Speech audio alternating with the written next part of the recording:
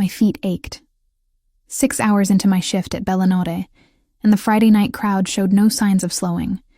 Tables packed shoulder to shoulder, voices rising over clinking glasses, and the soft jazz bleeding from hidden speakers. I'd stopped counting how many times I'd smiled through gritted teeth at demanding customers who snapped their fingers like I was invisible until they needed something. The scent of garlic and simmering marinara clung to my uniform. My white blouse was already stained near the hem from an earlier spill, though I'd tried to hide it beneath my black apron. Tips had been good tonight. They needed to be. Mom's treatment bills weren't going to pay themselves, and my nutrition degree might as well have been printed on tissue paper for all the good it did me now. Table 12 flagged me down. 4 men in expensive suits, the kind that screamed money without trying. I'd served them before, weeks ago. The memory wasn't pleasant. "Welcome back to Bellinore," I said, pulling out my notepad. Professional, distant. "Can I start you gentlemen with drinks?" The one in the center, mid-20s with slicked black hair and cold eyes, looked up slowly. Recognition flickered across his face. Not the good kind. "You." His accent carried traces of Japanese underneath polished American English. "I remember you." I didn't remember his name, but I remembered the attitude. The way he'd sent back 3 perfectly good dishes, claiming each had something wrong when we both knew he just enjoyed watching people scramble. "Of course, sir. What can I get you this evening?" He leaned back in his chair, studying me like I was something he'd scraped off his shoe. His friends exchanged glances, smirks. This wasn't going to end well. "Bring us your most expensive wine." "The Barolo." I wrote it down. $300 a bottle. Excellent choice. "I'll be right back with that." His hand shot out, catching my wrist. Not hard enough to hurt, hard enough to stop me. "Actually, I changed my mind. Bring us the Brunello instead. $450. I crossed out the first selection. "Of course." "No, wait." That same cold smile. The Barolo was fine. One of his friends laughed, quiet, mean. My jaw tightened, but I kept my expression neutral. This was a game to him. Power, control, making someone dance because he could. The Barolo. "I'll have it right out." I pulled my wrist free and walked away, feeling their eyes on my back. Burning. Assessing. The wine came from our reserve. I handled the bottle carefully, knowing that if anything went wrong, the cost would come from my tips. From Mom's medication fund. When I returned, the table had gone quiet. Watchful. The man in the center gestured for me to pour. I did. Steady hands, professional movements. The wine caught the light as it filled his glass, deep red like blood. Then his hand moved. Just a quick jerk, like he'd suddenly reached for something. His elbow connected with my arm, and the bottle tilted. Wine splashed across the white tablecloth, spreading like a wound. Drops hit my blouse, my apron, but most of it pooled on the table between us. Clumsy. He said it in Japanese first, then English, loud enough for nearby tables to hear. "Look what you did." My hands shook. "Sir, Typical. He switched back to Japanese, saying something that made his friends laugh. I didn't understand the words, but I understood the tone. Contempt. Disgust. He pulled out his wallet, extracting a $100 bill. Then he dropped it on the floor at my feet. "Pick it up." His voice cut through the sudden silence around us. "It's where you belong anyway, on the floor." Heat flooded my face. Not embarrassment. Anger. Pure, white-hot fury that I'd learned to swallow every single shift because I needed this job, needed the money, needed to keep my head down and survive. But something in me cracked. "No." The word came out steady, clear. His eyebrows rose. "What?" I said no. I set the wine bottle down carefully on a nearby station. "I'll get the manager. He can handle this." I turned to walk away. "You'll do what I tell you, or you'll be out of a job by morning." He said it loud enough for half the restaurant to hear. "My father owns half this city. One phone call, and you're finished." My back was to him. I didn't see the movement that followed. Only heard it. The scrape of a chair. Quick footsteps. Then a sound like a hand meeting expensive fabric. When I turned, my breath caught. A man stood behind Kenji, both hands fisted in the collar of that expensive suit, lifting him slightly off his feet. Tall, easily over 6 feet, with dark hair swept back from a face carved from stone and shadow. His suit was charcoal, perfectly tailored, and when he moved, it was with the contained grace of something dangerous. I knew him. Everyone who worked at Bellanotte knew him. Alessandro Bellavita. He came in twice a week, always alone, always sat at the back corner table. Never caused problems, never spoke much. Just ate his meal, left a generous tip, and disappeared into the night.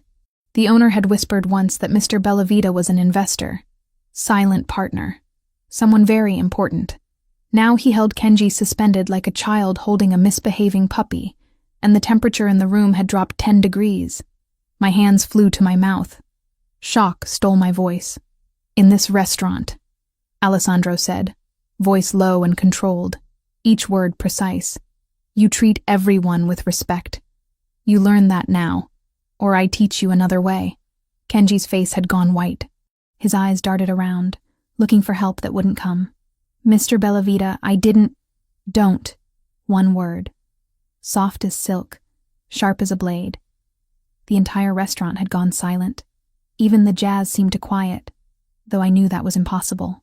Alessandro's eyes, dark green and intense, flicked to me for just a moment. Something passed between us. A question. "Are you hurt?" I shook my head. "Barely." My hands still covered my mouth. He released Kenji suddenly. The younger man stumbled backward, catching himself on the table. His friends had gone statue still, hands carefully visible, not making any sudden movements. Alessandro picked up the $100 bill from the floor. Then he pulled out his own wallet, extracted 5 more hundreds, and pressed them all into my palm. His fingers were warm, steady, everything I wasn't right now, for the inconvenience. He said quietly, "He won't be returning." Kenji and his friends were already moving, scrambling toward the exit like rats abandoning a sinking ship. Not running, but close. Alessandro watched them go. Then he turned back to me, and I saw it clearly now. Recognition. He knew exactly who Kenji was before he'd intervened. This wasn't impulse. This was choice. He won't return. His voice carried a weight I couldn't quite name, but men like him don't forget. Then he walked back to his table in the corner, sat down, and picked up his wine glass like nothing had happened. But everything had happened. My hands trembled around the money. $600. More than I made in an entire week. The restaurant slowly returned to life around me. Conversations resumed. The jazz swelled. Someone laughed. But I stood frozen, staring at the back of Alessandro Bellavita's head, and feeling like I just stepped onto a path I couldn't see the end of. A path that might save me, or destroy me completely. My hands wouldn't stop shaking. Even an hour after closing, after cleaning wine stains from the tablecloth and accepting congratulations from coworkers who'd witnessed the whole thing, my fingers trembled around the $600 tucked in my apron pocket. Marco, the night manager, found me in the staff room. 60 years old, silver hair, tired eyes that had seen too much. He gestured for me to follow him into his cramped office that smelled of espresso and old paperwork. "Sit." I sat. He studied me for a long moment, hands folded on his desk. "You know who that was, don't you?" "The man who intervened. Mr. Bellavita. He comes in twice a week." "Alessandro Bellavita." Marco's voice dropped. "He's not just a customer, Camilla. He's a silent partner. Owns 30% of Bellanotte. Has for 3 years. The information settled over me like cold water. I didn't know. Not many people do. He prefers it that way." Marco leaned forward. "What happened tonight? You need to thank him properly, before you leave. He's still here." My stomach twisted. "Marco, I can't." "You can. You will." His tone softened slightly. "He defended you. In our world, that means something. Show respect. Our world. As if I belonged to it. As if I understood the rules of whatever game I'd stumbled into. But I needed this job. So I nodded. Alessandro sat at his usual table, now cleared except for a glass of red wine. The restaurant had emptied, just a few staff cleaning up, their movements deliberately distant, giving him space. or giving us space. I approached slowly, each step feeling heavier than the last. He looked up when I was still 10 feet away, as if he'd been tracking my movement the entire time. "Mr. Bellavita," my voice came out steadier than I felt. "I wanted to thank you for what you did tonight. Alessandro." He gestured to the chair across from him. Not a suggestion. A command wrapped in courtesy. I sat. Up close, he was even more striking than I'd realized. Sharp cheekbones, strong jaw darkened by stubble, and those eyes, green like deep water, studying me with an intensity that made my skin prickle with awareness. A thin scar traced his jawline, barely visible, old, healed. "You didn't have to intervene," I continued, "but I'm grateful you did." "Yes, I did." Simple. Absolute. Men like Kenji Yamamoto need to be reminded that money doesn't buy immunity from consequences. The way he said Kenji's full name, casual and certain, sent warning signals through my nervous system. "You know him. I know who he is, who his father is, what they do." Alessandro took a slow sip of wine. "Do you?" I shook my head. "Hiroshi Yamamoto runs the Yamaguchi Gumi operations in New York, one of the most powerful Yakuza families on the East Coast." He set his glass down with deliberate care. "His son is a spoiled child playing at being dangerous, but the family name still carries weight." My throat went dry. "Then why did you—" "Because what he did was unacceptable. Because you deserve better than to be humiliated in your own workplace." His gaze never left mine. "Because some things are worth the complications they create." The air between us felt charged, electric, like standing too close to a live wire. Am I in danger? The question escaped before I could stop it. Alessandro's expression didn't change, but something flickered in his eyes. From Kenji? Possibly. From me? That ghost of a smile appeared, dark and knowing. Extremely, but not in the way you think. Heat flooded my cheeks. I stood abruptly. "I should go. Thank you again." His hand caught my wrist, not hard, just enough to stop me. His skin was warm, his grip firm but careful. "Camilla." My name in his mouth did something to my pulse. "If anything happens, anything that makes you uncomfortable or afraid, you call me." He released me, pulling a business card from his jacket. Thick cream paper, embossed lettering. Just his name and a phone number. Day or night. Understood. I took the card, our fingers brushing. Understood. Walking away felt like wading through deep water. His presence pulled at me, magnetic and terrifying. The subway ride to Hell's Kitchen took 40 minutes. Long enough for adrenaline to fade, replaced by bone-deep exhaustion and a growing sense of unreality. Had tonight actually happened? Had Alessandro Bellavita, silent partner and apparent crime lord, really defended me against a Yakuza heir? My tiny apartment welcomed me with its familiar shabbiness. Cracked tiles in the bathroom, paint peeling near the windows, furniture from thrift stores and sidewalk finds. But it was mine. Paid for with my own money, my own sweat. I collapsed on the second-hand couch, still in my uniform, and stared at the ceiling until my phone buzzed. Unknown number. The text made my blood freeze. "Careful who you accept protection from. Not all saviors are heroes." My hand shook so badly I nearly dropped the phone. I read it again. Then again. Someone was watching. Someone who knew what had happened tonight. Someone who wanted me afraid. I should call the police. Report the threat. But what would I say? That a man I didn't know had sent a cryptic warning after another man defended me from public humiliation? Before I could decide, my apartment buzzer rang. At 1 a.m. Terror spiked through my exhaustion. I stood frozen, staring at the intercom. It buzzed again. Insistent. I pressed the button. Who is it? Camila Torres? A woman's voice. Young. Confident. My name is Sophia. I'm a friend of my brother's. Alessandro sent me to check that you got home safely. Relief and suspicion warred in my chest. I'm fine. Can I come up? Just for a moment. I promise I'm not here to cause problems. Something in her tone, warm but genuine, made me buzz her in. Sofia Bellavita looked nothing like her brother. Petite, maybe 5'4", with long dark hair and striking features softened by an easy smile. She wore designer jeans and a leather jacket that probably cost more than my monthly rent. Sorry about the late hour. She stepped inside when I opened the door, scanning my apartment with quick efficiency. Not judging, assessing. Alessandro gets protective. It's annoying but usually well-intentioned. You're his sister. Unfortunately, but she said it with affection.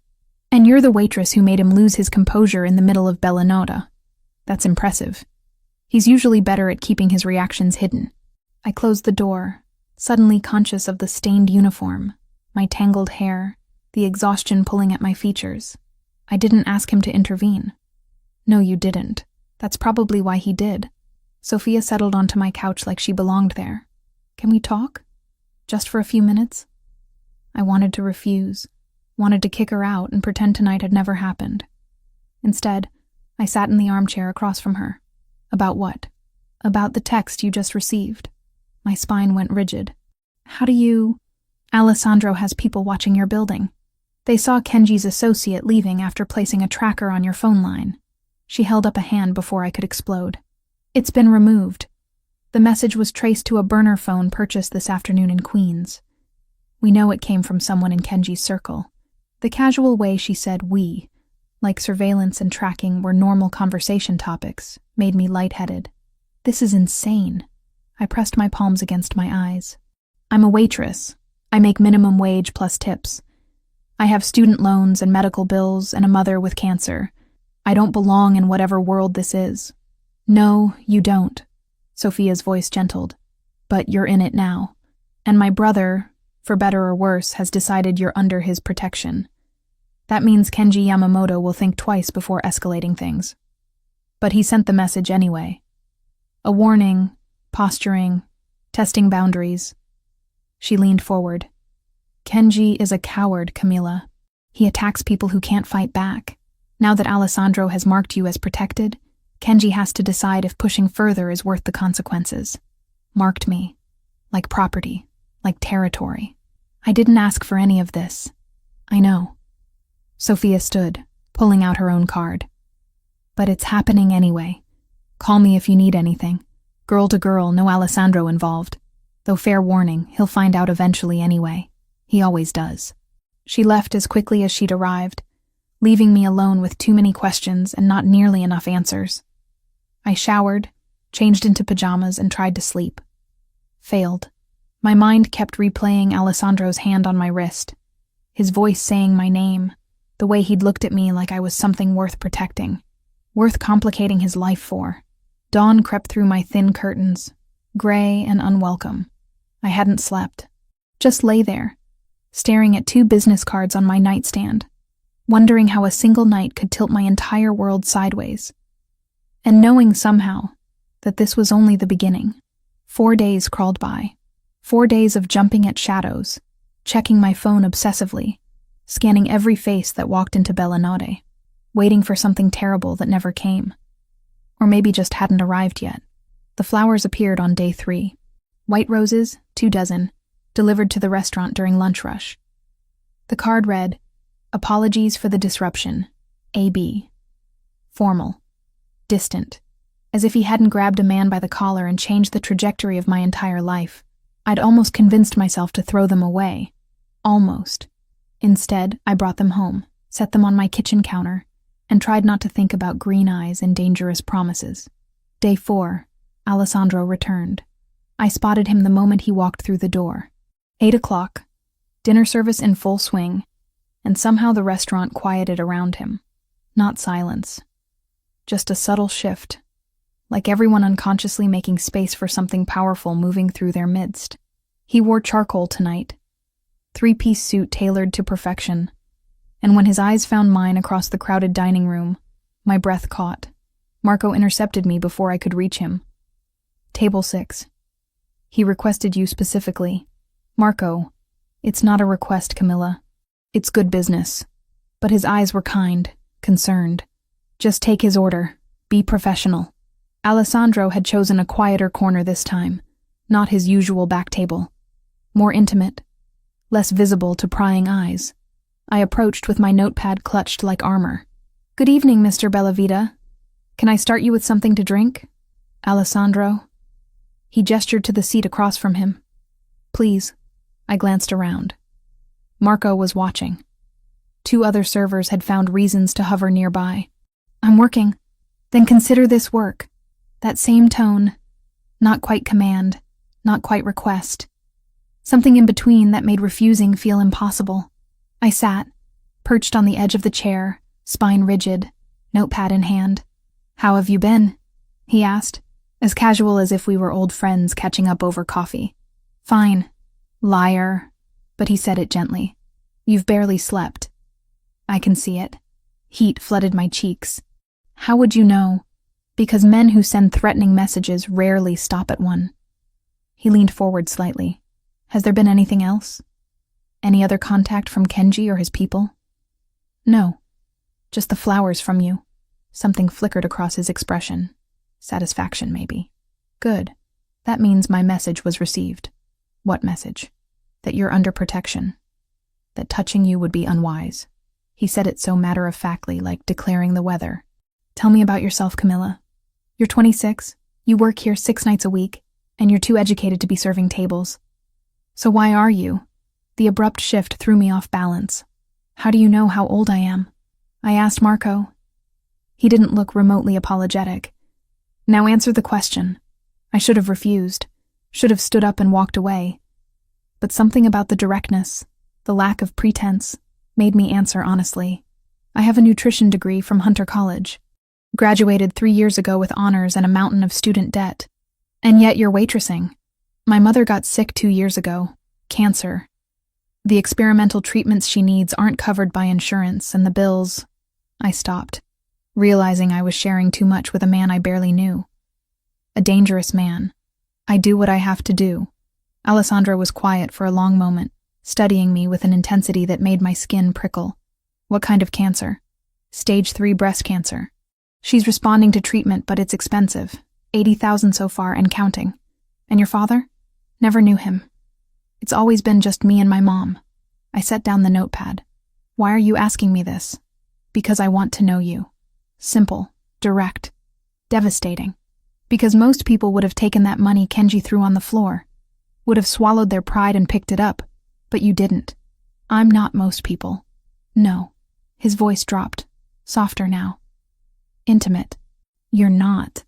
A server appeared at Alessandro's elbow, breaking the moment. He ordered without looking at the menu, something in Italian that I didn't catch, and waved the server away. I know the best oncologist in New York, he said once we were alone again. Dr. Rachel Chen at Memorial Sloan Kettering. She owes me a favor. I could make a call. No. The word came out sharper than intended. Thank you, but no. Camilla, I'm not telling you about my mother so you'll fix it. I'm not looking for a handout or a favor or whatever this is. I stood, pulse hammering. I appreciate what you did the other night. Truly. But I can handle my own problems. He stood too, smooth and unhurried, closing the distance between us until I had to tilt my head back to meet his eyes. Can you?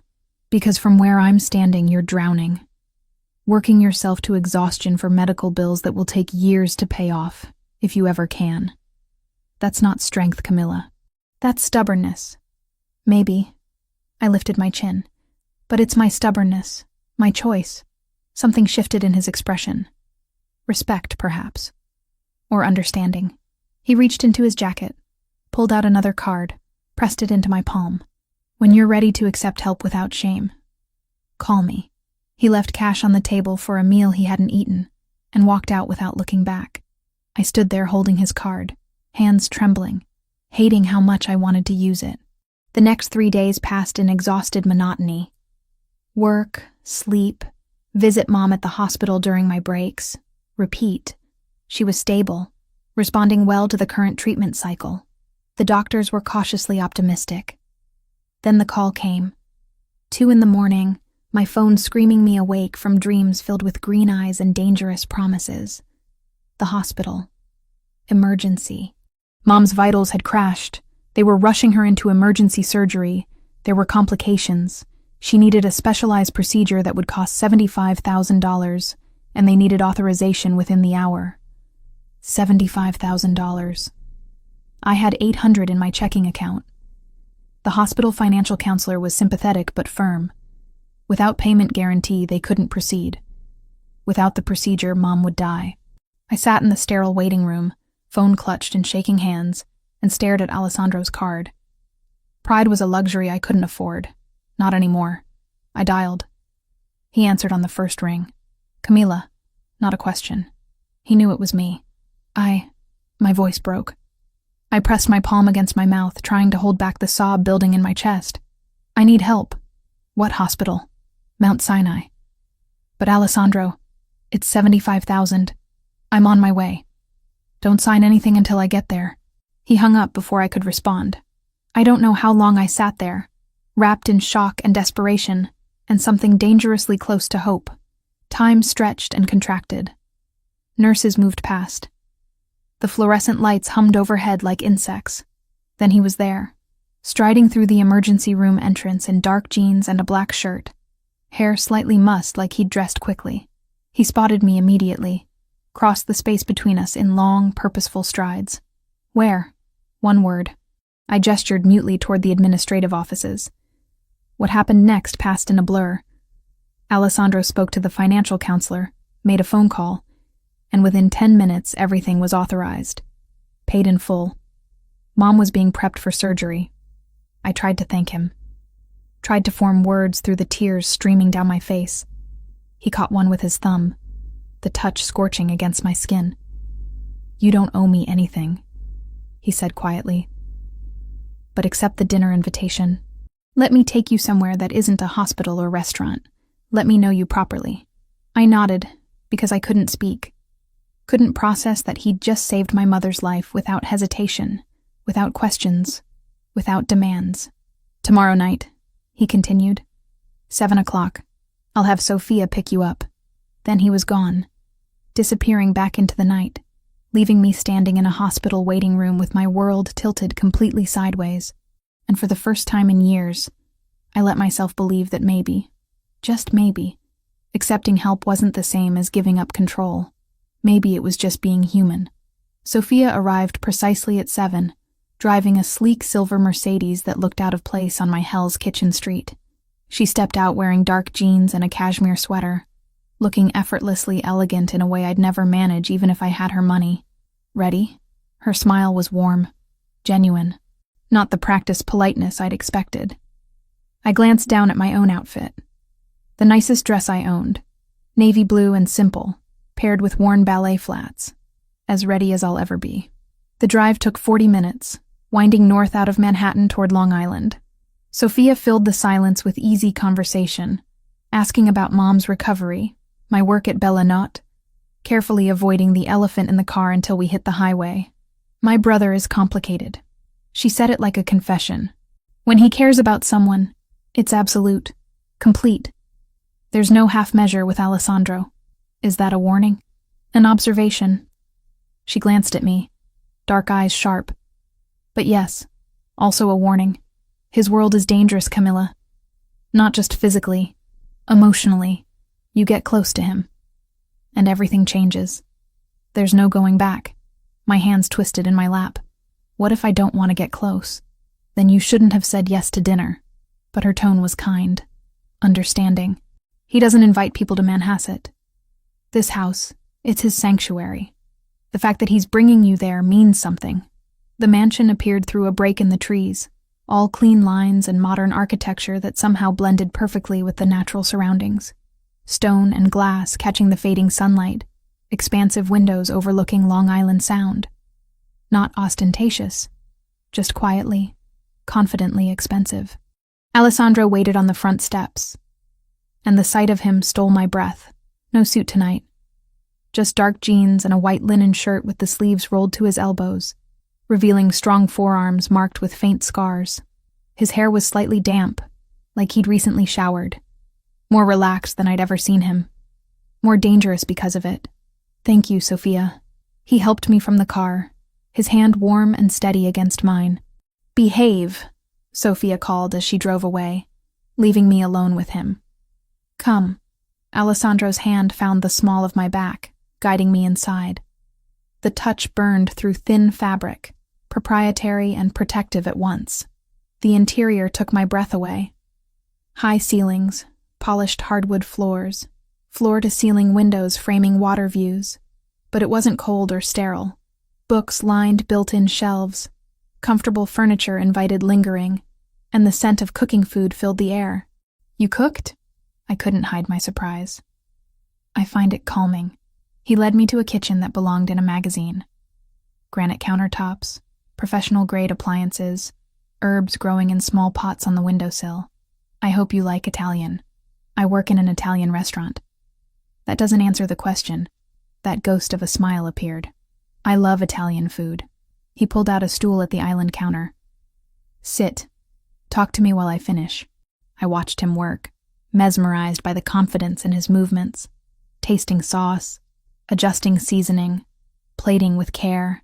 This man who held people by their collar and commanded fear now concentrated on making sure the pasta was perfectly al dente.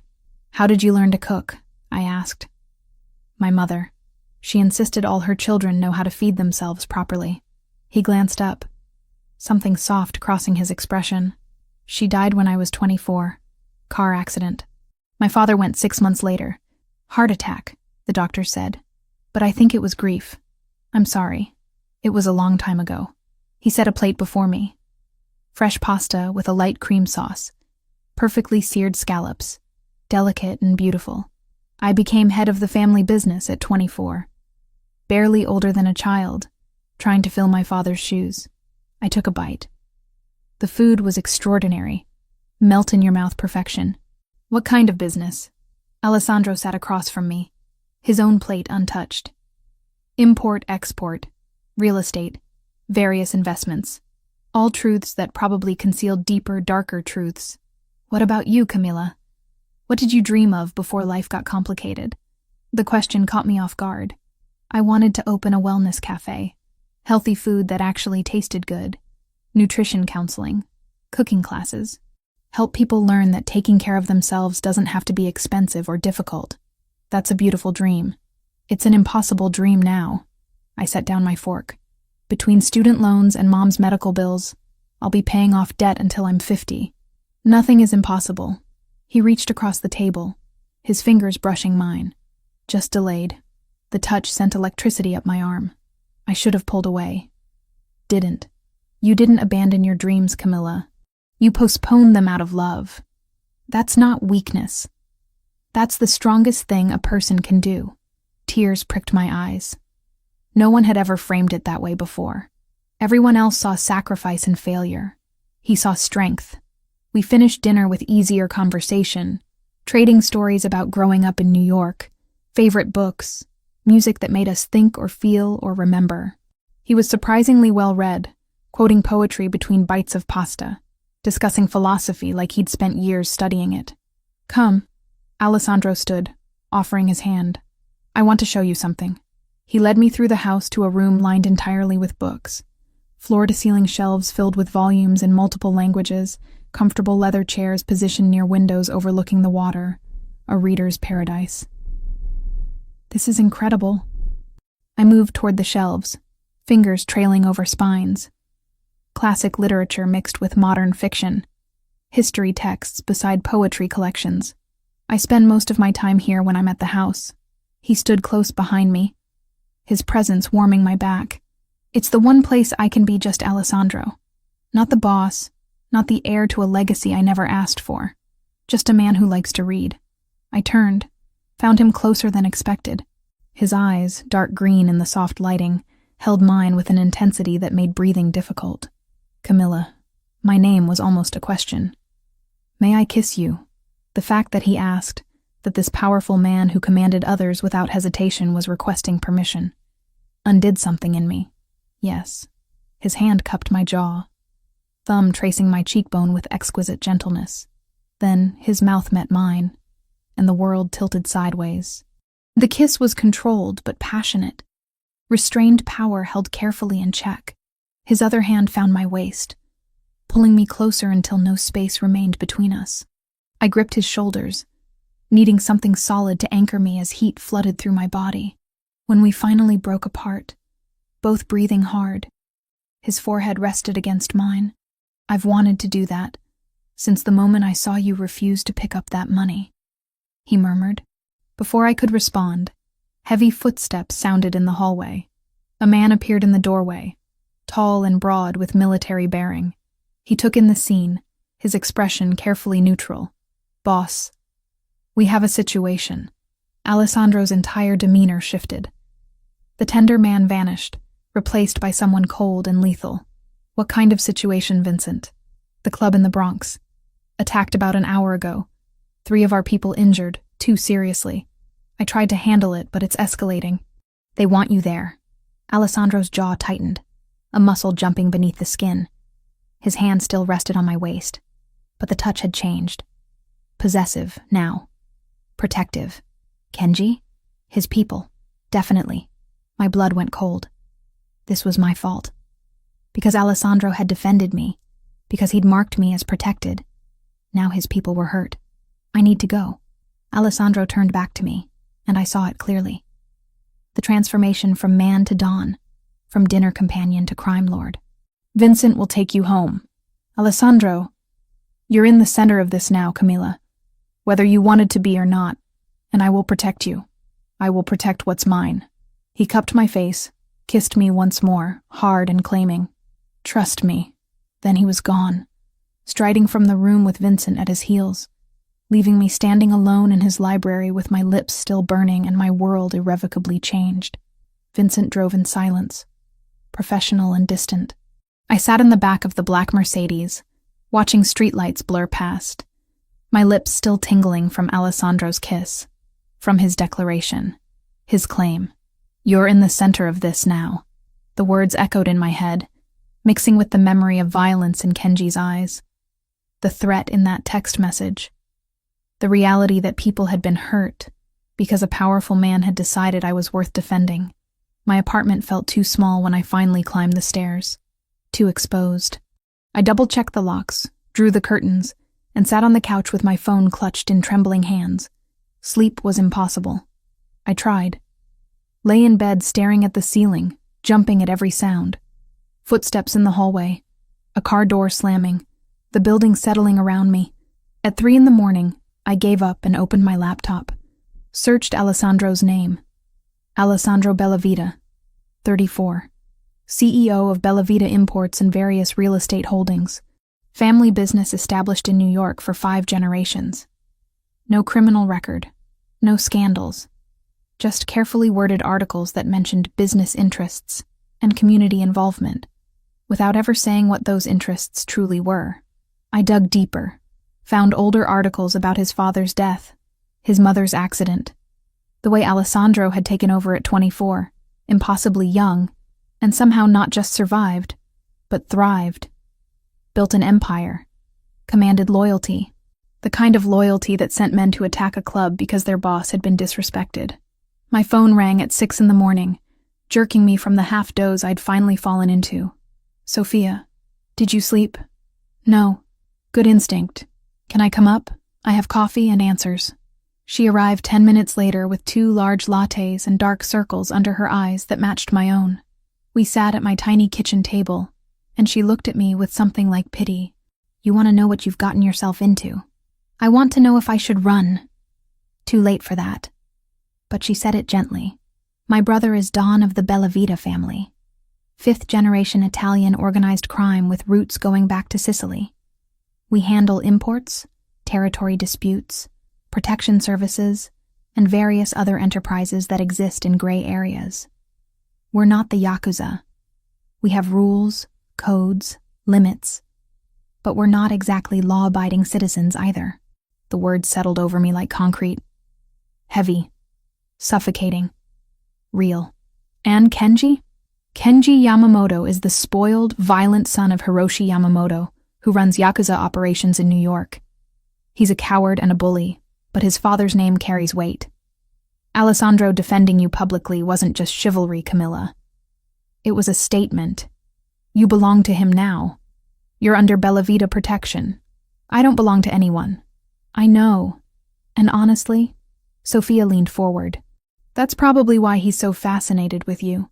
Most people in our world understand ownership, territory, claims. You push back. You challenge him. That's rare. My hands wrapped around the coffee cup, seeking warmth I couldn't seem to find. What happens now? Now Alessandro has to decide how to handle the escalation. Kenji attacked one of our businesses. That demands response. But it's complicated because Hiroshi is old guard, traditional. If Alessandro retaliates too harshly, it could spark a war neither family wants. I thought about Alessandro's face when Vincent had interrupted. The cold fury, the lethal control. And me, you're the reason this started. Which means your leverage, insurance, a target. She reached across the table, squeezing my hand. But Alessandro won't let anything happen to you. I've never seen him like this, Camilla. He's protective to the point of obsession. The next knock came an hour after Sophia left. Not the buzzer. Direct pounding on my apartment door that made my heart stop. I looked through the peephole. Alessandro stood in the hallway, still in the same clothes from last night, looking exhausted and dangerous and devastatingly focused. I opened the door. He stepped inside, closed it behind him, and pulled me into his arms without a word. Just held me, his face buried in my hair, his breath warm against my neck. Are you hurt? I asked. No. His voice was rough, tired. The injured men will recover. The club has damage, but nothing that can't be fixed. It was a message, not an actual attempt to destroy anything. He pulled back, cupping my face in both hands. I put men on your building last night. 3 of them. Rotating shifts. You're being watched 24 hours. Something in me snapped. All the fear, exhaustion, and anger from the past 12 hours crystallized into white-hot fury. I stepped out of his hold. You what? I'm protecting you. You're suffocating me. My voice shook. I didn't ask for guards. I didn't ask to be watched. I didn't ask for any of this, Alessandro. His expression darkened. You're in danger because of me. Because I chose to defend you. That makes your safety my responsibility. I'm not your responsibility. I'm not your possession. I'm not some helpless thing that needs constant surveillance. I crossed my arms, holding myself together. You're doing to me exactly what Kenji tried to do. Controlling me. Making decisions for me. The only difference is, you're doing it while claiming its protection. He went very still. Dangerously still. When he spoke, his voice was soft. Lethal. Don't compare me to him.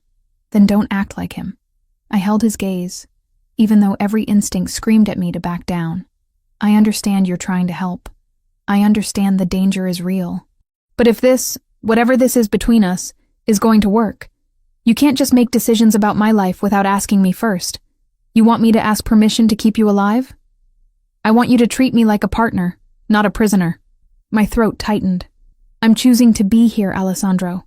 Choosing to accept the risks that come with being close to you. But that has to be my choice. Not something you force on me because you've decided what's best. The silence stretched between us, taut as a wire. I watched emotions flicker across his face. Anger, frustration. Something that looked almost like fear. Then he exhaled slowly, his shoulders dropping. You're right. I'm what? Right. He moved closer, but didn't touch me. Gave me space even as every line of his body screamed that he wanted to pull me close. I'm learning how to care about someone who isn't part of this world. Someone who doesn't understand how we operate. And I'm doing it badly. His hand lifted, hovering near my cheek before dropping. I just watched men get hurt because I let myself care about you. The first thing I thought wasn't about retribution or territory or politics. It was that if they'd gone after you instead, if something had happened to you while I was comfortable in my house, I would burn this entire city down. The raw honesty in his voice made my anger falter. I'm terrified, he continued, of losing you before I've even really had you, of watching you get hurt because of my choices, my world, my enemies. So yes, I'm being overprotective, controlling, everything you said. But it comes from a place of absolute terror, not disrespect. I reached up, touching his face, feeling the stubble, the tension in his jaw. Then work with me, not around me. Let me have some agency in this situation. Even if it's just the illusion of control, I can do that. He turned his head, pressing a kiss to my palm. But you have to meet me halfway. Let me keep you safe in ways that don't make you feel caged. Trust that I'm not trying to own you. Just trying to keep you alive long enough to know you properly. Deal." I leaned forward, resting my forehead against his chest, feeling his heartbeat, steady and strong. "But Alessandro, we need to talk about what happens next, because hiding me away isn't going to stop Kenji. It's just going to escalate things." His arms came around me finally, solid and warm and protective without being suffocating. "I know. Which is why we need to move your mother somewhere safer. Somewhere Kenji can't use her as leverage against you." "Move her where?" "My property in Manhasset has a medical suite. 24-hour nursing staff. Top-of-the-line equipment. She'll be comfortable and safe." The offer was too much. Too generous. Too everything. "Alessandro, this isn't charity. It's strategy." But his voice was gentle. "You're part of my world now, whether we like it or not. That means the people you love become targets. Your mother is vulnerable in a public hospital. Let me protect her the same way I'm protecting you." Tears burned my eyes. "I can't keep accepting help from you without giving anything back. Then give me your time, your trust, your willingness to let me figure out how to be what you need while staying who I am." He tipped my chin up, meeting my eyes. "That's all I want, Camilla. The chance to prove I'm worth the risk you're taking." I kissed him, poured everything I couldn't say into the pressure of my lips against his. Fear and hope and desperate need all tangled together. When we broke apart, I nodded. "Okay. We'll move my mother. We'll do this your way. But I need something too. Name it. Teach me to defend myself. If I'm going to be in your world, I need to be able to protect myself. Not just rely on guards and surveillance." Something like pride flickered in his eyes. "Vincent can train you. Former military, highly skilled. He'll teach you everything you need to know. Thank you. Don't thank me yet." He pulled me close again, holding me like I was something precious. Something worth fighting for. "This is only the beginning, Camilla. And it's going to get worse before it gets better." "I know." I breathed him in, cedar and smoke and something uniquely him. "But I'm not running." "Good." His lips brushed my temple. "Because I wouldn't let you go anyway." 3 days passed in a strange new normal that felt both surreal and oddly right. Mom settled into the medical suite at Alessandro's Manhasset estate, her color improving daily with round-the-clock care I could never have afforded in a lifetime of saving. The nurses were professional, kind, treating her like she mattered rather than just another patient in an overworked system. I split my time between visiting her and training with Vincent, who proved to be a patient if demanding instructor in basic self-defense. He taught me how to break holds, where to strike to incapacitate an attacker, how to stay aware of my surroundings. Skills I prayed I'd never need, but felt strangely empowered learning. Alessandro was gone more than present, handling what he called delicate negotiations. I understood what that meant. He was meeting with Hiroshi Yamamoto, trying to resolve this mess without triggering a full-scale war between their organizations. The weight of it showed in the brief phone calls we managed, his voice strained with exhaustion, even as he asked about my day with genuine interest. I returned to Bellanotte on day 4, needing the normalcy of work, even though nothing felt normal anymore. The familiar rhythm of taking orders, delivering plates, navigating the dinner rush. Marco welcomed me back with knowing eyes and no questions. The other servers whispered when they thought I couldn't hear, casting glances my way that mixed curiosity with caution. Everyone knew something had changed, that I was under Bellavita protection now, that I belonged to Alessandro in ways that made me both safer and more dangerous to be near. During my afternoon break, I sat in the cramped staff room with my phone, scrolling through messages from Sophia about Mom's progress. The nurses had her walking short distances now. Her appetite had returned, small victories that felt monumental after months of watching her fade. That's when Danny, one of the bussers, stuck his head through the doorway. 22, trying to save for culinary school, always friendly. His face held cautious excitement. "Hey, Camilla? You were asking about that Japanese guy who caused trouble last week, right? The one Mr. Bellavita dealt with?" My pulse quickened. I'd been quietly questioning staff for days, trying to gather information, playing the role Alessandro and I had discussed. Active participant, not passive victim. Learning to navigate this world by contributing rather than just accepting protection. Yeah. Why? My cousin works security at a warehouse complex in Maspeth, near LaGuardia Airport. Says he's seen a guy matching that description hanging around the past few days. Asian, expensive clothes, acts like he owns the place but seems nervous. Keeps looking over his shoulder. Been there 3 days straight. Always with some rough-looking dudes. Russians, my cousin thinks. Everything in me went still. Russians. Mercenaries. Exactly what Alessandro had warned about. Which warehouse? Danny pulled out his phone, showed me a location pin. Industrial area, lots of abandoned buildings. The kind of place people went when they didn't want to be found. My cousin says they're in the old textile factory. Big brick building, most of the windows broken out. Nobody's used it in years. Thanks, Danny, I really appreciate this. No problem. Just be careful, okay? Those dudes looked seriously dangerous. I called Alessandro the moment I was alone in the supply closet, heart hammering against my ribs. He answered on the first ring like he'd been waiting for my call. Camilla, I have something. I explained quickly, precisely, keeping my voice low. Danny's information, the location, the timeline, the Russians. It matches Kenji's profile perfectly. He's hiding, but not well enough. Silence on the other end. I could almost hear him thinking, calculating, planning. Then, you're certain about this source? Danny's cousin has worked security there for 2 years. He knows the area, knows what normal looks like. This isn't normal. Good work. Pride colored his voice, warming something in my chest. You've done exactly what I needed. Now let me handle the rest. I'm sending Sophia to bring you to the estate immediately. Alessandro. Please, Camilla. His voice dropped, urgent. Raw. Trust me on this. You've given me the advantage I needed. Now let me use it to end this before anyone else gets hurt. Before Kenji decides to escalate in ways we can't predict. I wanted to argue. Wanted to demand to be part of whatever came next. But the fear underneath his command stopped me. He wasn't just being overprotective. He was terrified of losing me. Okay. I trust you. Thank you. He exhaled slowly. I'll call you when it's done. The line went dead, leaving me standing in a supply closet between stacks of napkins and cleaning supplies, having just helped set in motion something that would either end this nightmare or make it infinitely worse.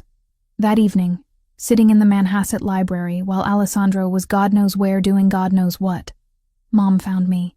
She moved slowly, still recovering, but her eyes were sharp, knowing. She'd always been able to read me like an open book. Tell me about him. She settled into the leather chair across from mine, wrapping a cashmere throw around her shoulders.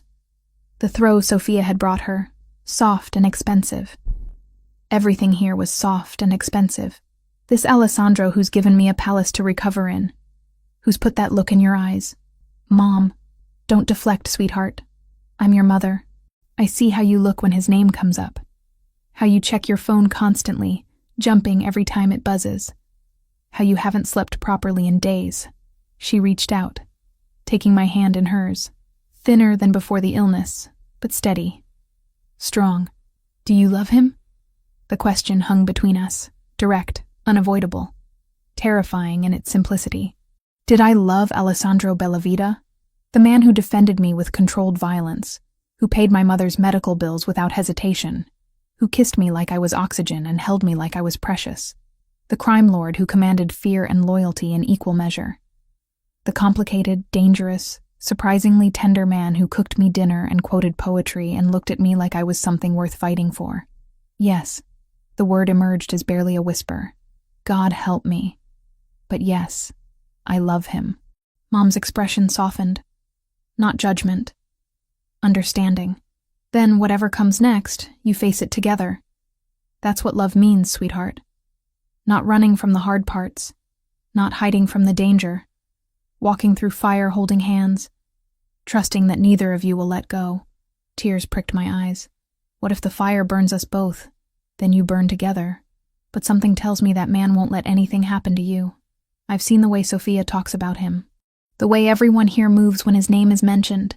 He's powerful, yes. Dangerous, absolutely. But he's also completely devoted to protecting what he loves.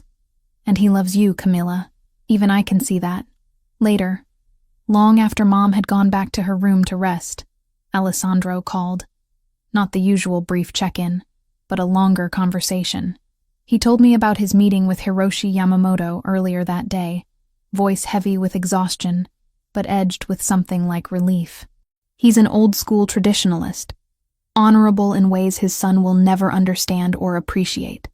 Alessandro's voice carried the weariness of someone who'd spent hours in tense negotiations. Kenji has a history. Ran from Tokyo after offending a high-ranking oyabun.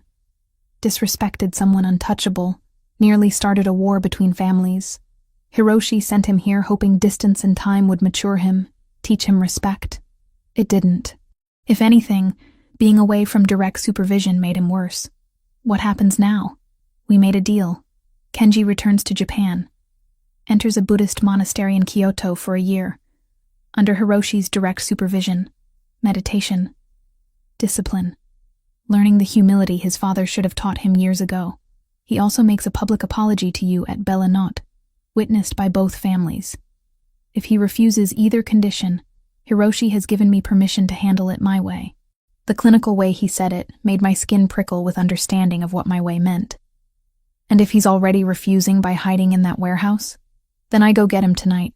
Convince him that apologizing to you and accepting his father's punishment is vastly preferable to the alternative. A pause, weighted with meaning. Your information was crucial, Camilla. We've had people watching that area since you called. It's definitely him. He's hired independent Russian mercenaries, paying them from offshore accounts he apparently kept hidden from his father. Smart enough to cover his tracks financially, but not smart enough to hide his location properly. Independent. Does that matter? It means when we move on him, it won't trigger automatic retaliation from the Bratva.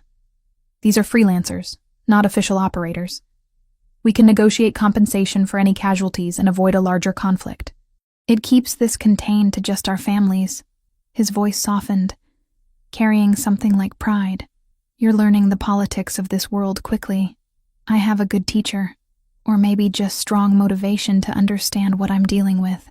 Maybe both. I could hear the exhaustion dragging at him, but also the warmth, the affection he rarely voiced, but showed in countless small ways. Come back safe, Alessandro. Whatever you're planning with Kenji tonight, whatever happens in that warehouse, just come back to me. Always. It sounded like a vow. A promise carved in stone. I have too much to lose now. You've become my reason, Camilla. My reason to be careful, to think beyond just territory and honor and tradition. To want a future that includes something other than violence and endless wars. You make me want to be more than just Don Bellavita. You make me want to be just Alessandro. Just a man who loves a woman. Tears burned my eyes, spilling over before I could stop them. I love you. The words hung in the air between us, crackling through the phone connection. I hadn't meant to say them. Not yet. Not like this.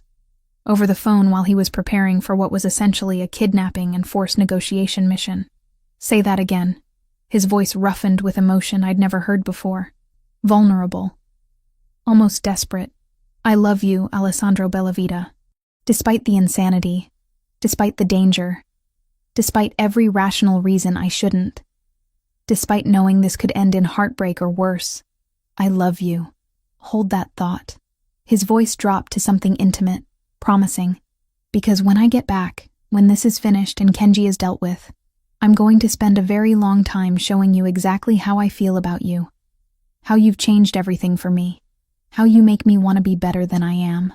He hung up before I could respond, leaving me in the library with my racing heart and the terrifying, exhilarating reality that I'd just admitted the deepest truth. That I loved a man who lived in shadows, who commanded violence with the same hands that held me tenderly. Sophia found me an hour later, still curled in the chair, phone clutched in my hand like a lifeline. She carried 2 mugs of tea, settling into the chair Mom had occupied earlier. He'll be okay. She offered 1 mug, the steam carrying hints of chamomile and honey. Alessandro has been doing this since he was 24. He knows how to survive, how to win, how to come home. That doesn't make waiting easier. No. She smiled sadly, knowingly. It doesn't.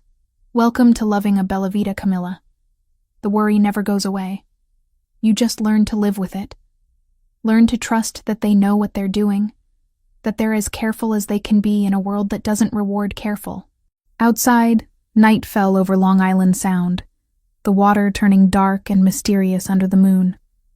Somewhere in Queens, in an industrial warehouse near LaGuardia Airport, Alessandro was moving on Kenji Yamamoto, ending this threat, protecting me, risking himself and his men.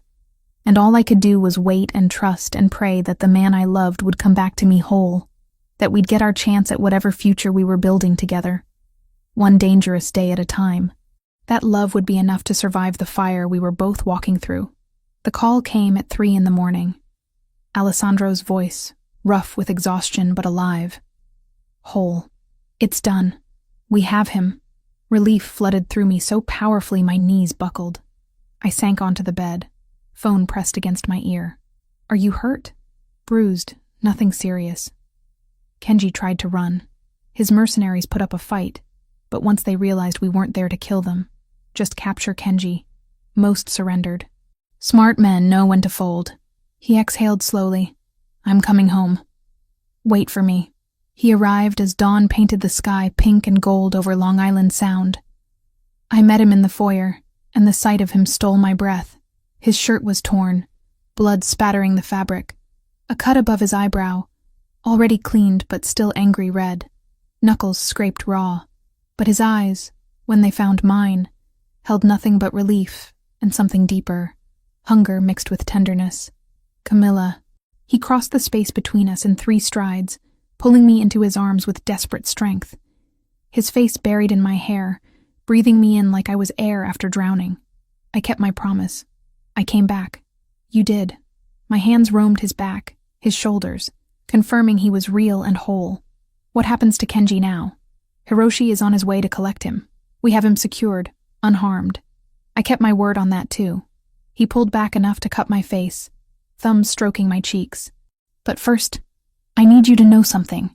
When we stormed that warehouse, when bullets started flying and everything turned chaotic, all I could think was that if something happened to me, you'd never know how completely you own me. Tears blurred my vision. Alessandro, let me finish. His voice dropped, intimate and raw. I've spent 10 years as Don Bellavita. 10 years putting the family first, making calculated decisions, treating love as a liability I couldn't afford. Then you walked into my restaurant, refused to be humiliated, and looked at that money on the floor like picking it up would cost you something more valuable than pride, your dignity, your sense of self. And I was lost. He kissed me then, deep and claiming and achingly tender, poured everything he couldn't say into the pressure of his lips against mine, the way his hands trembled slightly as they held my face. When we broke apart, both breathing hard, he rested his forehead against mine. I love you, Camila Torres. Completely. Absolutely. In ways that terrify me because I finally understand what I have to lose. You won't lose me. I gripped his wrists, anchoring us together. I'm here. I'm yours. And you're mine. Always. He kissed me again. Softer this time. A promise sealed. Now come. Hiroshi will be here soon, and I need you to see how this ends. An hour later, a convoy of black cars arrived. Hiroshi Yamamoto stepped out of the lead vehicle, and I understood immediately why he commanded respect.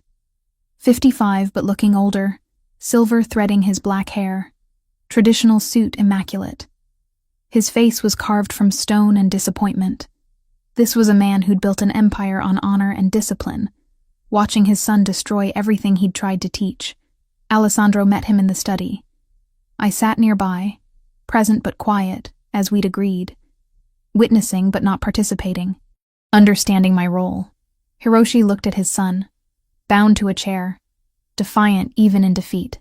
The disgust in the older man's eyes was palpable. Then he turned to Alessandro, bowing slightly. Respect between equals. I thank you for not killing him, Bellavita, though I'm not certain he deserves the mercy. We had an agreement. Alessandro's voice was formal, controlled. Your son violated codes we both hold sacred, but he's still your blood, blood that has brought nothing but shame. Hiroshi's English was precise. Each word weighted. The monastery in Kyoto will either break him or rebuild him. If he returns unchanged, he will not return to my house. They discussed terms with the efficiency of men who understood each other perfectly. Alessandro would pay compensation to the families of the 2 Russian mercenaries killed in the confrontation. 50,000 each. Blood money, but necessary to avoid retaliation from the Bratva. Hiroshi would owe the Bellavita family a favor, unspecified and open-ended. A debt of honor that might be called in tomorrow or 10 years from now. Then came the condition I'd been waiting for. The public apology, Alessandro said. At Bella Notte, tomorrow night. Both families present to witness it. Kenji's head snapped up, face twisting with rage. I won't. You will. Hiroshi's voice cut like a blade. Or you will be dead to me. No monastery. No second chance. Just exile and disgrace. The silence stretched. Then Kenji's shoulders slumped, the fight draining out of him. Cowardice and self-preservation winning over pride. I'll do it. The words emerged bitter. Defeated. The next evening I stood in Bella Notte wearing the navy dress from our first real dinner, Alessandro's hand warm against the small of my back. The restaurant had been cleared except for key members of both families. Marco stood near the kitchen, face carefully neutral. Sophia sat at a nearby table, offering me encouraging smiles. Kenji entered with his father, looking smaller somehow. Diminished. His expensive suit couldn't hide the defeat in his posture, the shame radiating from every line of his body. He approached where I stood with Alessandro, stopped 3 feet away, and slowly, mechanically, bowed. Deep and formal, holding the position longer than seemed comfortable. I am sorry. He spoke first in Japanese, the words flowing with ritual formality, then switched to English. I was arrogant, cruel, and unworthy of basic humanity. I disrespected you in this place, treated you as less than human because I believed my name and money made me untouchable. I was wrong. You showed me grace I did not deserve when you refused to lower yourself to my level. I ask your forgiveness, though I do not merit it. I vow to learn from this shame, to become a man worthy of the honor my father has tried to teach me. The restaurant was utterly silent. Every eye watched, witnessing this moment. The humiliation of a spoiled heir. The dignity of a woman who'd refused to be broken. I looked at Alessandro. He nodded slightly. My choice. My terms. I accept your apology, Kenji Yamamoto. My voice carried clearly in the silence. Use this mistake to become a better man. Learn that power without honor is just tyranny wearing expensive clothes. Relief flickered across his face, quickly suppressed. He bowed again, then retreated to his father's side. They left without another word, taking with them the threat that had hung over my life for weeks. The moment they were gone, Alessandro pulled me close, kissing me in front of everyone, claiming me publicly, completely. When he pulled back, his eyes blazed with pride. You are magnificent. I learned from the best. He took my hand, addressed the room. Tonight marks the end of a threat and the beginning of something better. Thank you all for bearing witness. Then he led me from the restaurant to the car waiting outside, and we drove not to Manhasset, but to his penthouse in Manhattan, the private space I'd never seen. His true home. The elevator opened directly into the apartment, floor-to-ceiling windows overlooking the city lights, but I barely noticed the view. Alessandro's hands were in my hair, his mouth on mine, years of control finally shattering. I love you. He breathed the words against my lips between kisses. My reason, my heart, mine, yours. I pulled him closer, needing no space between us. Always yours. We made love with desperate intensity, every touch a promise, every kiss a vow. He was reverent and passionate by turns, worshipping my body like I was something sacred while claiming me with possessive need. And when we finally lay tangled together, hearts still racing, he held me like he'd never let go. Marry me. The words emerged rough, unplanned, not because of obligation or protection or politics, because I want to wake up next to you every morning for the rest of my life. Because you make me want to be more than just Don Bellavita. You make me want to be just Alessandro, the man who loves you. Tears spilled over. happy and overwhelming. Yes. He kissed each tear away, then my lips, sealing the promise. The weeks that followed blurred together in the best way. Alessandro introduced me to key members of his family, watching with barely concealed pride as I held my own in conversations about business and territory. Vincent continued my self-defense training until I could disarm an attacker with confidence. I had dinner with the capos and their wives, learning the unwritten rules of this world I'd chosen. Mom continued improving, her strength returning daily. Sophia became the sister I'd never had, teaching me how to navigate society functions, and which families were allies versus those who required careful distance. And through it all, Alessandro was there, in the quiet moments and the chaotic ones, teaching me, protecting me, loving me with an intensity that should have been frightening but just felt right. 3 months after that night at Bella Notte, I stood in my penthouse bathroom staring at a positive pregnancy test. Alessandro's child growing inside me, our future taking shape in ways I'd never imagined possible. When I told him, he dropped to his knees, pressing his face against my still flat stomach, and cried.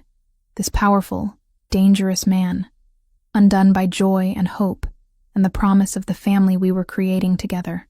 I love you, he whispered against my skin. Both of you. More than I knew was possible. And I knew, despite everything, despite the danger and complexity and madness of this world, we would be okay. Because love, real love, was worth fighting for. Worth walking through fire for. Worth everything. 3 months later, I stood in the kitchen of Bella Notte during lunch prep, reviewing the new wellness menu I'd developed. Manager of Nutritional Development. The title still felt surreal, printed on business cards that bore my name beneath the restaurant's elegant logo. Alessandro had acquired full ownership of Bella Notte a month ago, but the promotion had been earned through months of work creating healthy options that didn't sacrifice the flavors the restaurant was known for. Marco squeezed my shoulder as he passed. The salmon dish is selling out every night. You've got a gift, Camilla. I smiled, warmth spreading through my chest. This was my dream, realized in ways I'd never imagined possible. Not my own cafe yet, but a foundation. A beginning. Life had settled into a rhythm that felt both normal and extraordinary. Alessandro and I lived in the Manhattan penthouse, close enough that I could walk to work on nice days. Mom had moved into a beautiful apartment on the Upper West Side, her cancer in remission, her strength returning daily. We had dinner together twice a week, and she'd started volunteering at a cancer support center, helping others navigate the maze of treatments and insurance battles she'd survived. Sophia had become the sister I'd never had. We met for coffee, went shopping, attended charity galas together, where I learned to navigate the complex social dynamics of Alessandro's world. The other wives had accepted me cautiously at first, then with genuine warmth once they realized I had no interest in playing power games. I was Alessandro's partner, not his accessory. Vincent had declared my self-defense training complete 2 weeks ago, though we still practiced once a week. I could disarm an attacker, break holds, protect myself. Knowledge I prayed I'd never need but carried with quiet confidence. There were still dangers, of course. A new player had moved into Brooklyn territory, testing boundaries, probing for weaknesses. Alessandro handled it with the same calculated precision he applied to everything, never bringing the violence home, but never hiding the reality either. We'd learned to balance honesty with protection, trust with wisdom. But today, none of that mattered. Because today, I held a secret that would change everything. The pregnancy test sat in my purse, taken during my break, positive and undeniable. Alessandro's child growing inside me. Our future taking physical form. I hadn't planned to tell him tonight. Had wanted to find the perfect moment. Create something special. But the words burned inside me. Too big to contain. He picked me up after my shift, as he often did when his schedule allowed. The sight of him leaning against his car, dark jeans and a leather jacket, made my heart skip like it had that first night. Some things never changed. How was your day? He kissed me, slow and thorough, not caring about the people walking past. Good.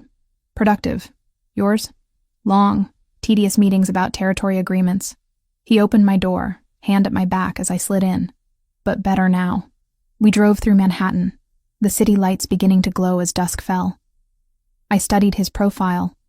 This man who'd defended me, claimed me, loved me with an intensity that still took my breath away. Father of my child, my future husband. We'd set a wedding date for 2 months from now. Small ceremony at the Manhasset estate, just family and close friends. Nothing ostentatious. Just us, promising forever in front of people who mattered. Alessandro? My hand found his on the center console, fingers intertwining. Yes, amore mio, I'm pregnant. The car swerved slightly. He corrected immediately, pulling over to the side of the road with quick, precise movements. The engine idled as he turned to face me fully, eyes wide with shock. Say that again. I'm pregnant. About 6 weeks, I think. I took 3 tests today. All positive. For a moment, he just stared. Then his hand lifted, trembling slightly, cupping my face with exquisite gentleness. A baby. Our baby. Tears spilled over before I could stop them. I know it's fast. We're not even married yet. And with everything happening in Brooklyn, he silenced me with a kiss, pouring everything he felt into the press of his lips against mine. When he pulled back, his own eyes were wet. I love you. Both of you. His hand slid to my stomach, resting there with reverent care. So much it terrifies me, but also makes me want to be better than I am. To build a world where our child can grow up safe and loved. We will. I covered his hand with mine. Together. He drove us home in charged silence, his hand never leaving my knee. Once inside the penthouse, he pulled me close, holding me like I was something infinitely precious. Marry me, he murmured against my hair. Not in 2 months. Soon. As soon as we can arrange it. I want you to be my wife before you start showing. Want our child born knowing their parents are bound by every law and tradition that exists. Yes. I laughed through tears. Yes, of course yes. 8 weeks later, I stood in the library of the Manhasset estate, Sophia adjusting my veil with gentle hands. The dress was simple ivory silk, elegant without being ostentatious, with room for the slight swell of my stomach that had just begun to show. Ready? Sophia smiled, her own eyes suspiciously bright. More than ready. Mom waited outside the library, looking healthier than she had in years. She took my hands, squeezed gently. Your father would be so proud of you, sweetheart. The woman you've become, the life you've built. The courage you showed in choosing love despite the risks. Thank you for supporting this. For understanding. How could I not? Alessandro makes you happier than I've ever seen you. And he loves you with everything he has. She kissed my cheek. Now let's get you married. The ceremony took place in the garden overlooking Long Island Sound. Sunset painting the sky in brilliant shades of orange and gold. 40 guests, all family or close friends. Vincent stood as Alessandro's best man, Sophia as my maid of honor. But I only had eyes for Alessandro. He stood beneath an arch of white roses, wearing a perfectly tailored charcoal suit, and the expression on his face when I appeared stole my breath. Love and awe and possession and tenderness all mixed together in a look that promised forever. The vows were traditional, spoken in English and Italian, binding us by every law that mattered. When the officiant pronounced us husband and wife, Alessandro kissed me like it was the first time, and the 1000th, sealing a promise we'd both fought hard to reach. Later, after dinner and dancing and congratulations, we stood on the terrace overlooking the water. His hand rested on my stomach, protective and loving, feeling for movement that wouldn't come for weeks yet. What are you thinking? He asked softly. I leaned back against him, safe and warm, and completely certain of my choice. That 6 months ago, I was just a waitress trying to survive. A man tried to humiliate me. Another man defended me. And my life changed completely. For better or worse? Definitely better. I turned in his arms, meeting those green eyes that had captured me from the first. Your world is dangerous, Alessandro. But it's also filled with fierce loyalty, absolute love, and unexpected honor. You've shown me that strength comes in many forms. That real love doesn't ignore danger, it faces it together. I would burn this entire city for you. He said it simply, like stating fact. You and our child are my entire world now. I know. I stretched up, kissing him softly. And I wouldn't trade this life, this love, for anything. Not safety, not normalcy, nothing. You're mine. Forever. And you're mine. Camilla Bellavita. He smiled against my lips. Always. 6 months ago, I thought I understood my life. Understood the limits of what I could hope for. Dream of. Become. Then Alessandro had grabbed an arrogant heir by the collar, looked at me with those intense green eyes, and destroyed every assumption I'd made about my future. He'd saved me. But really, we'd saved each other. And as we stood on that terrace with our future literally growing between us, the city lights beginning to glow in the distance, I knew with absolute certainty that this was just the beginning, that whatever challenges came, whatever dangers we'd face them together. Because some things were worth fighting for, worth risking everything for. Love, real and true and absolute, was worth it all.